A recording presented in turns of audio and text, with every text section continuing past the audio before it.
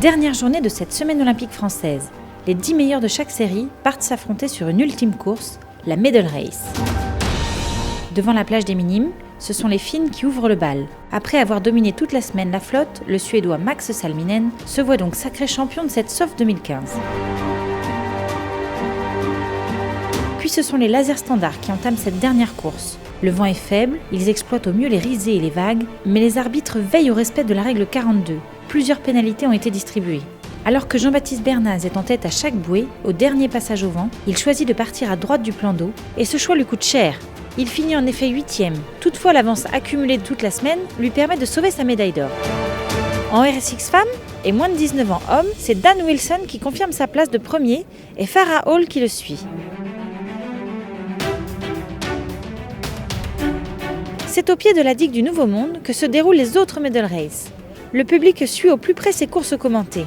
Les RSX hommes débutent le show et c'est le breton Karel Strévor qui remporte cette course et réussit à détrôner Maciej Vanthof. Il était le leader de cette semaine, mais aujourd'hui, à chaque passage de bouée, il pointe dernier.